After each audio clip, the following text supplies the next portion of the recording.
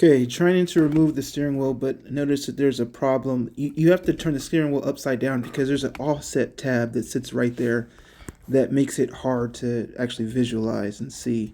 So I actually used the wrench to cut it out. Now I'm just trying to move my fingers to get the nut out for itself. There it goes. And now I'm trying to go after the washer. A little hard to see down there, but we're going to make some marks here in a second. All right, I think I got the washer out, and now I'm marking it again with the Sharpie so that we know the orientation. The wheel is back forward, back the regular way at this point now, so we should be able to set a good mark. All right, now we're just going to move it back and forth. See that tab right there? That's the hard part, but boom, wheel is off. Very cool, and my mark is still there. Awesome. So now we're going to get down to business.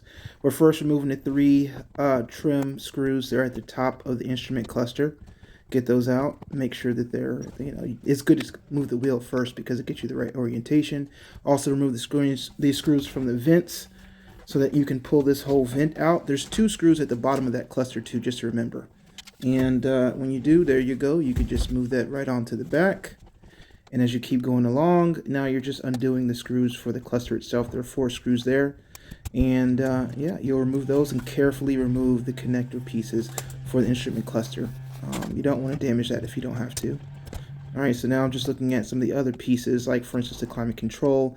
The knob for the fan on the climate control is especially stiff, so I left it there for a little bit. Wasn't sure. I moved over to the trim pieces on the side.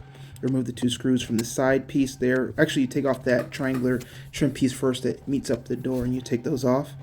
And then as I'm continuing to remove the pieces from the driver left side, I'm also taking off the air vent right there, and I'm feeling a little stuck. And I'll tell you, you have to watch out because there's a hidden screw on each side of the steering wheel column right there, and you have to make sure you get that. Don't try to rip it. If anything is too hard to pull, just take your time, look and see what you have.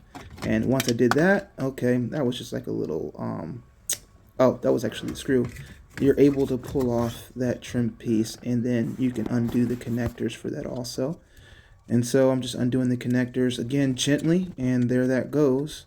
And as we continue, now I'm moving on to the other piece, and I notice, oh, you can take off, but you need to remove that trim piece right there first. Again, a harder tug on the fan, got it loose without a problem. You undo those 4 screws because that's holding the trim piece around the ignition key area. So you do that, then you can reach inside behind. You can pull off the connectors for your climate control. Everything still looks intact, and you can just move it again to the back. Now with that removed, I can properly remove this trim piece right here without breaking anything, which I did not. Perfect, nice and clean. And now we're looking at the glove box. We're starting to take some pieces off of the glove box. I actually moved over to the other side because it's easier to locate, and now I'm on the actual taking off the trim piece, the angular piece on the side that meets the door. I had to make a kind of special tool because I didn't have enough door clearance and it was hard to get pressure. Regardless, I was able to get that off eventually, which then exposes the trim pieces, which I can remove also. One of those being the vent first. And then we're going to work on this piece right here that was already slightly broken there from before. So, but was able to remove it just fine along with the clock piece together. Now, we're going back and focusing on the glove box and trying to get the door. We're finding, oh, there's 3 bolts underneath. Go ahead and try to get those now. Got the door off. And then as we move forward, we're going to try to get the box out itself.